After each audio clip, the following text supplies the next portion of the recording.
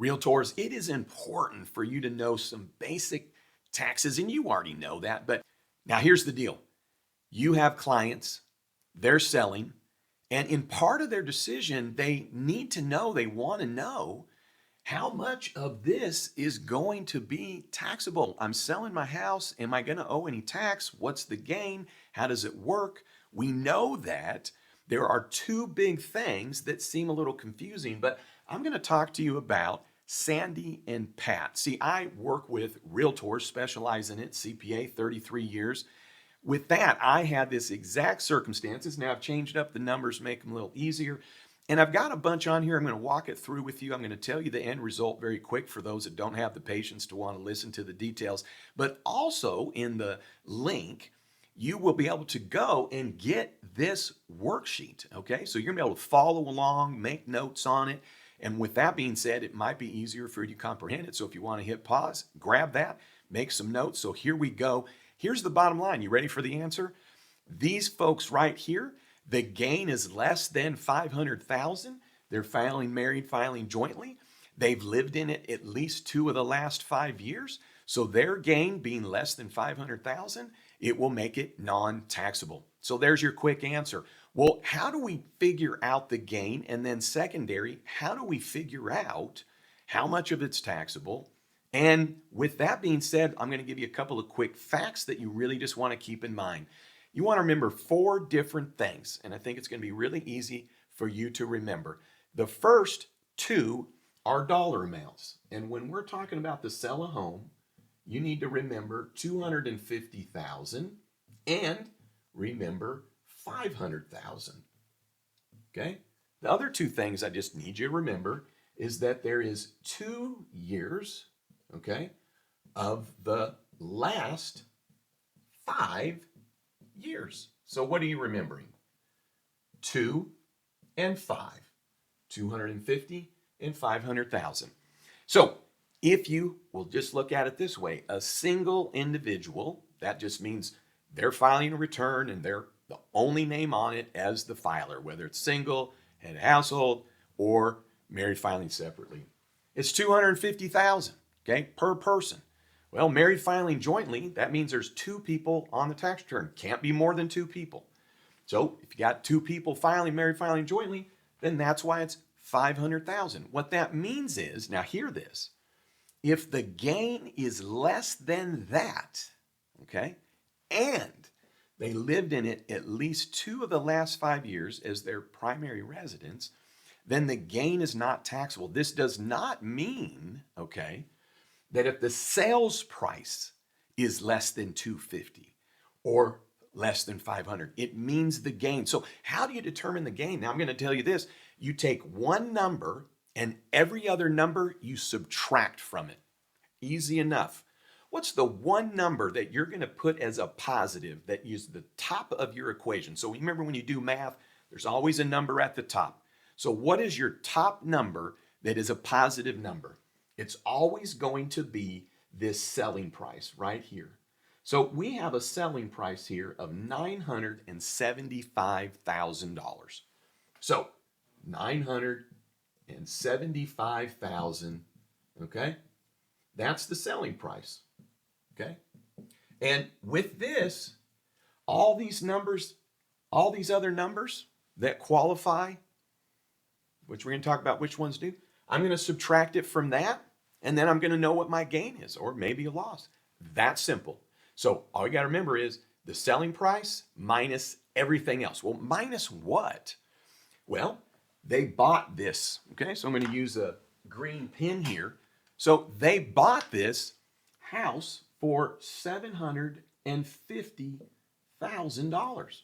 So we would subtract $750,000.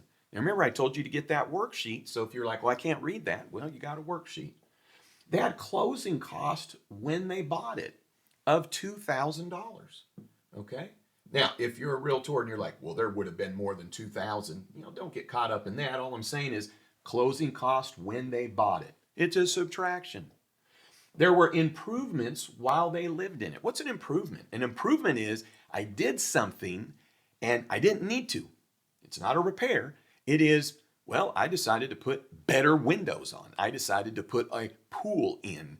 My point is an improvement is I increased the value of that property. I didn't need to repair something. So an improvement, now this is improvements during. So I'm going to subtract it, $48,000. And now we had repairs while they owned it. Okay, so they bought it in 15, they sold it in 25, they've been there 10 years. They tracked all their repairs. Well, that does not count. Okay, repairs during ownership do not count. So we don't get to subtract it. That's the only thing basically. So utilities don't count, insurance doesn't count during ownership, costs to just own it, run it, etc., repair it, mow it, those costs aren't going to count at all in this equation. But they sold it for $975,000. Well, that's our top number. Now, their selling costs, okay? Selling costs. Pick whatever you want to call that, $70,000. And you don't have to get too confused on this because it's kind of like when they have decided, hey, I'm going to sell, whatever costs they're incurring because they need to sell it and now they got to pay for this. And they got to pay for that. And then, this need to be done. So selling costs, right? Commissions, etc. Closing costs, that could be different than selling costs. Just pick it. You don't have to even get confused on this because it's real simple. If you have a property and you're selling it and there are any costs related to this, you don't have to say, well, what about this? And what about this? And what about an appraisal? And what about an inspection? Well, was it something that the seller paid? Yes. Did they only pay it because they're selling the property? Yes. Well, then it counts, okay? So we have selling and closing costs. But let's say that they needed to make $4,000 in repairs, but to sell it. Meaning they said, I didn't know that I had to repair that. And the person who's buying the property says, well, I'm not going to buy it unless you repair that. So the only reason they did the repair was to sell it, okay? So then those repairs would count. So we get to subtract $4,000. But isn't that really easy? In terms of, well, what is my gain here? So I sold it for $975. I bought it for $750. I had $2,000 in closing costs when I bought it, $48,000 in improvements while I owned it. I have $70,000 in selling costs, $10,000 in closing costs to sell it, $4,000 in repairs.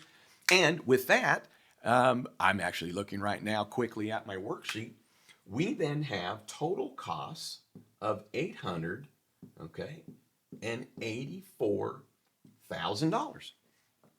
$884,000 is all of this, okay? That's all of our subtractions.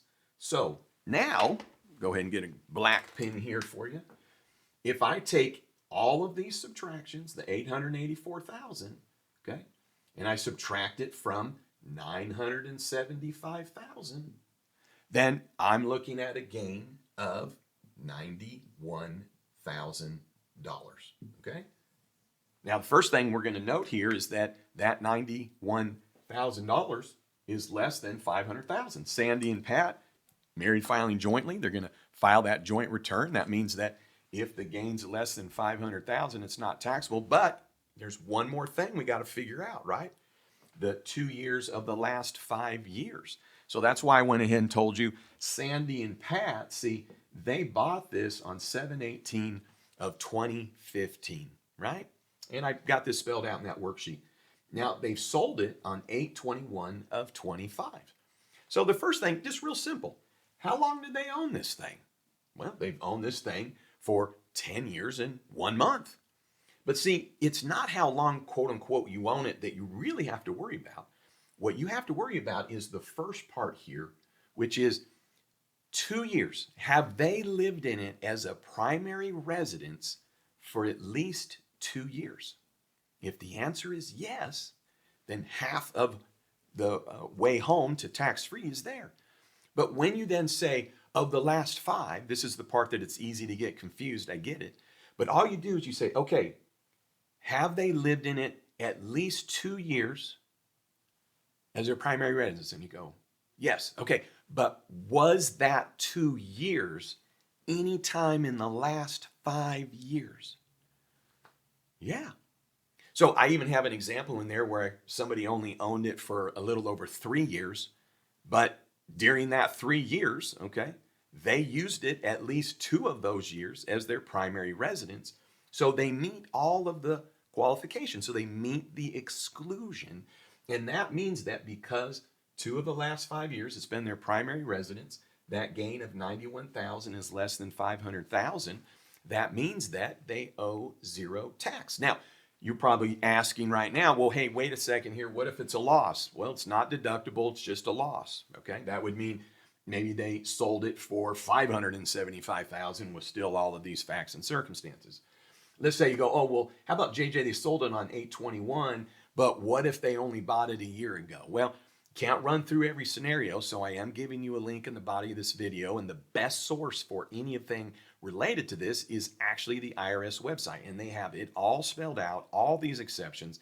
But that might be the area that after you're working with and sketching out and giving some plans with your client, showing that, hey, listen, I am a realtor, I'm a professional, I work my keister off, and I do know a little something, I can do a little math, because let me ask you this.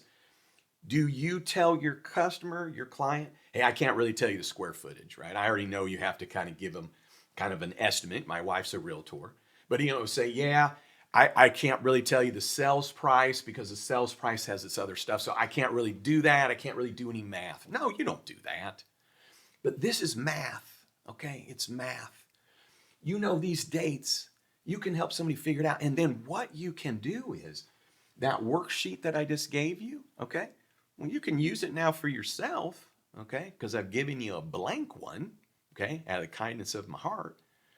And you can work the numbers and then say, hey, this is an estimate. Estimate means that it's an estimate, right? You know what an estimate is? Yeah. Your client know what an estimate is? Yeah. That means it's not actual, right?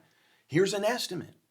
You fact these out. And then you say, hey, get this verified, but better than that, why don't I call your tax person? So watch that other video, because I'm going to really help you in making sure you don't lose customers just because you thought this couldn't be something that you should try and at least help your customer understand, because some of this stuff will make the difference if they buy or sell.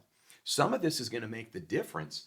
Well, they go, you know what? Hey, I was going to take 975, but you know what? How about this? I'll let it go for 950 because then my gain's 41. It's still less than the 500. You might have somebody else that goes, you know what? Maybe I don't want to take that much because now it's going to be taxable. You see, this does matter to your customer. You know this, right? But I'm telling you that once you help your customer solve this, being involved with it, then you're most likely going to have that voice with your customer on helping them to make that decision, because that's already what you're doing now. But let me tell you 2 things, okay? Do you allow your customer, right, to say, you know what, you just get a hold of title, let me know what title company you, and I don't need to be at closing. I don't even show me the closing statement. I don't even want to talk to your banker. Don't tell me about your mortgage. I don't want to know about inspections. You know what? I'm not going to be at your open house, okay? I'm not coming to your open house. You just figure all that out. No, no, no, no, no. So don't find that this isn't something that you could easily help put an estimate, put all your big check with tax advisors and all that good stuff. So with that being said, check this out.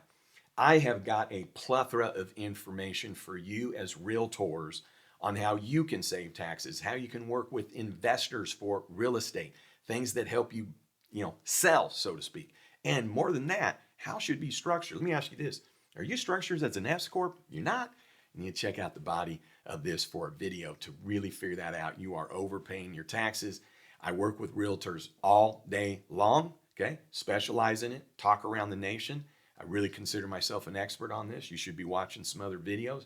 You should be taking my course. All that to be said, it's because I love working with realtors. And so with that, Amanda, you're welcome, because Amanda, one of our all-time favorite realtors, said, hey, will you do an example, and gave me some facts and circumstances, and we renamed them Sandy and Pat. So stay tuned to other videos, and as we move along, we'll always be talking about Sandy and Pat. So with that being said, you made it to here and you're not a subscriber, what are you doing? Do me a favor, subscribe. And then with that being said, thanks for tuning in. And then don't you ever forget, you've never met a realtor quite like you, and you've never met a CPA quite like me. Check out all these other resources here to help you. Tell you what, there's a video in the link below why you should stop telling people you're not a CPA. I'm a CPA, you're a realtor. Don't tell people you're not a CPA, and I'll tell you why in that video.